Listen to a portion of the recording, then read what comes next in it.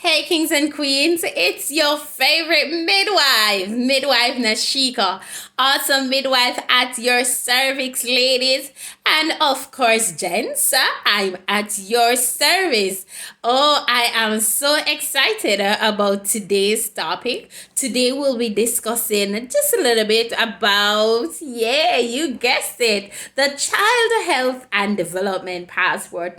We'll be talking a little bit about what it is and how important it is for you to have this passport with you at every visit that you do with your child or your children. So, whether it be that you're going in for vaccine or your child is ill, or just any visit at all, anything that is related to the child, there is a section here in the Child Health Development Passport that needs to be filled out so that your healthcare providers, practitioners, has the information, the necessary information.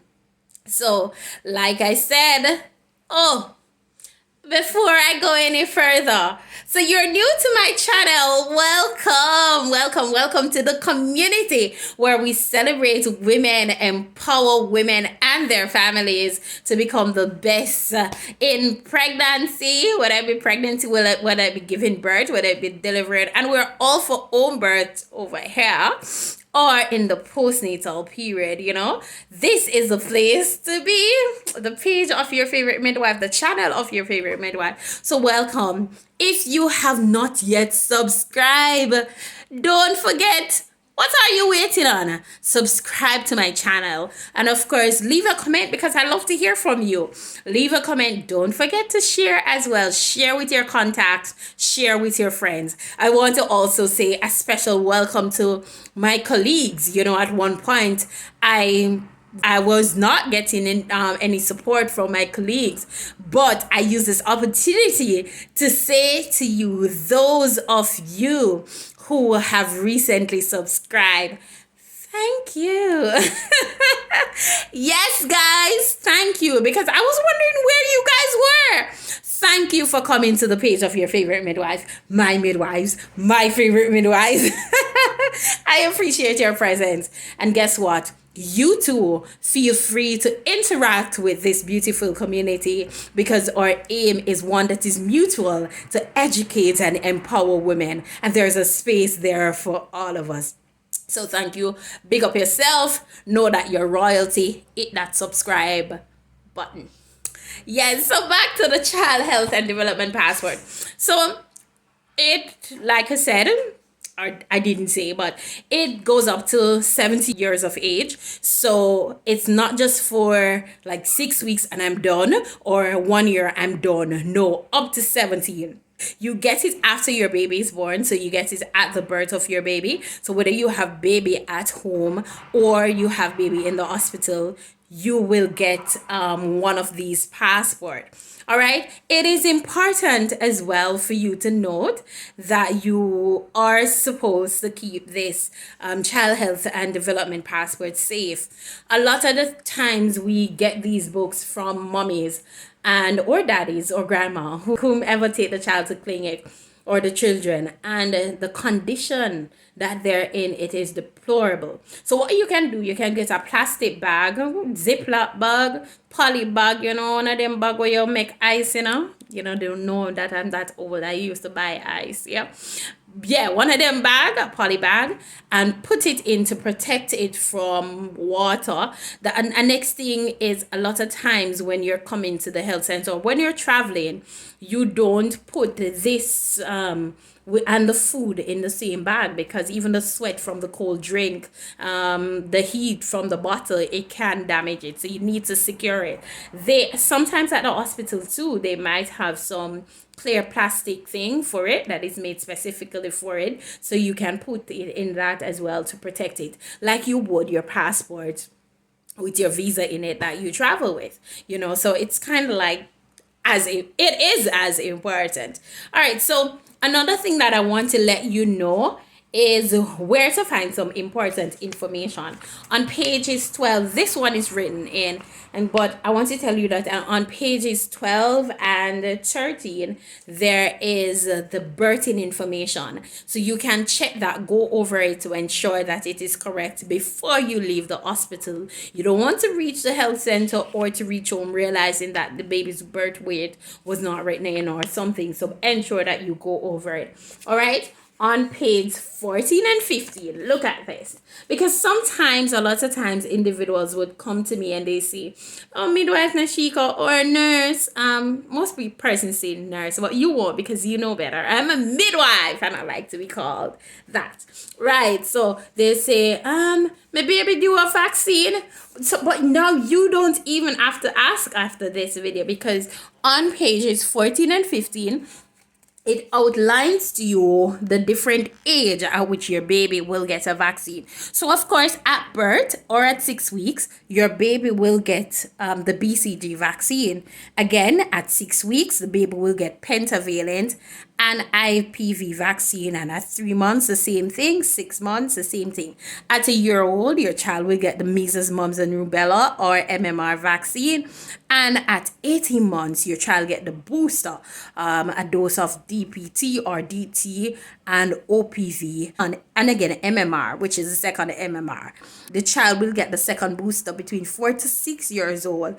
Booster DPT and OPV or DT, DPT or DT. The next set of vaccine that your child or children is due is 10 to 11 years old. It's between 10 to 11 years old. You will see other vaccines there. Those other vaccines like varicella, for example, or the chickenpox vaccine, if you so desire, you can have your child get those vaccines. There are other vaccines as well that are not recorded here, that is important that your child can get. And of course, you can speak to your pediatrician as it relates to, well, you can speak to your midwife and your midwife will instruct you as to what those vaccines are and the importance of said vaccines.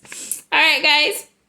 At different stages of development, for example, let's deal with 6 weeks. At different stages of development, there is a section there for you to fill out. Wherever you see the pencil, it means that you're supposed to fill it out. You can do so on the day that you're at the health center, or at moments, hours before you get into the health facility, but don't wait until you come inside the office. It's good to fill it out, because this information your midwife, your nurse, your caregiver will use to also help in the care of your baby at the current stage that the baby is at. All right, let's skip. Anywhere you see this little stethoscope looking thing, this is where the healthcare provider, your midwife, your nurse, your doctor is responsible to fill out. So the pencil is yours. You fill it out before you come into the office, and the little stethoscope area belongs to us. We will fill that out, of course, by asking you some other questions, and also during our inspection we will do that. Another thing that I love about the child health development passport is that it contains information. Yes, you heard me correct. Information. So check this out. Isn't this amazing? I think this is the boss. This is amazing. I'll have photographs for you. Well, you have the book. So this is page 50 and 51. So I don't need to have any photograph. 50, 51. And you see it gives nutritional advice. Like, isn't that awesome? I think that's awesome. I think you are going to agree with me as well. I think that's awesome. Yes. So that's the next amazing thing about the book. And it doesn't stop there. It gets better. So that... Okay, so I'm not a singer. All right, so it gets better. Look at this. I am very passionate about breastfeeding. Me love talk about breastfeeding. Me love encourage breastfeeding, and it shows you positioning of the baby. Isn't that awesome? Position baby at the breast. All right, but not only that. one more awesome thing. Okay, so every stage of development you go, the date when you go to the health facility or when you visit the healthcare professional or provider, the age at the time of the visit, length, weight, and where BMI is, most times we put the head circumference there. And I think that is just awesome. What do you think? Tell me in the comments what you think. You even have a section there like dental. I mean, this book has absolutely everything in it. You see why it's important? There's a section there as well where dental information is. It's everything. So wherever you go with child, again, I say you need to take it. It's an amazing little book. You did not know, right? It has a specific number, like every passport have a different number, and so you understand, say, yeah, my child passport number is this number. So it is important. It even tells you, look, see the immunization schedule. I'm telling you, and this is on page 78. It has everything in there.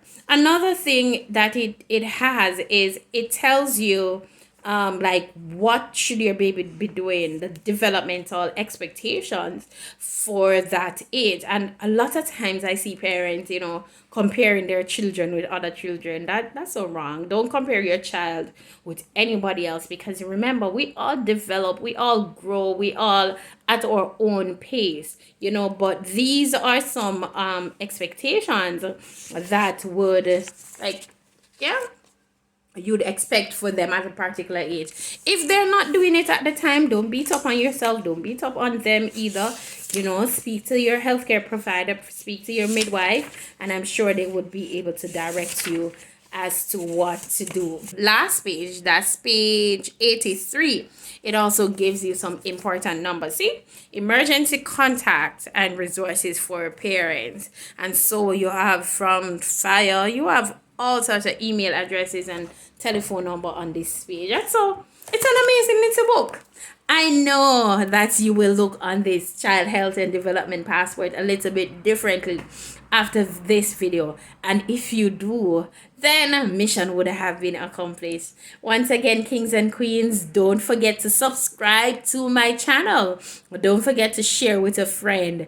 Do not forget to comment. I love to hear from you. I absolutely love to hear from you. So comment on this video. Tell me what your thoughts are. Subscribe. Watch the video. Share it. Don't be selfish. Remember now, you are royalty. Yes, the truck passing. So guys, you didn't think that I forget Mythbusters, right? So our Mythbuster, right? So a lot of persons, I grew up with it. I grew up seeing it, but I don't know what it is really. I don't know the name of it, the proper name, but I want you to tell me. So like when baby have cold or so, then put one little something in the baby's mouth, in the baby ear, and it have a really bad smell, and them say it help with the cold. It name like something like acifid, something. I don't know. Honestly, I don't know, because I saw it like a day or two ago, and I asked what it was, and the parent wasn't able to explain it to me because grandparents told them to put it in it, and so they just did it. But have you ever wondered how is it connected? How is it something in the ear? How is it going to in the hair? How is it going to help a cold? How is it going to help a cold on the chest? I don't know. You tell me, how do you think that works? So for me, that one is busted. Of course, that is a myth. But if it has worked for you, or I want even my mommy to tell, because I know she's a subscriber. Thank you, mommy. Not only for making me a beautiful girl, but I'm daddy too. But thank you guys. But yeah, just let me know how, or ask your grandparents, ask your mommy, how exactly does it work? Until then, that is a myth. And that's the one that we're going for in our Mythbusters. So today.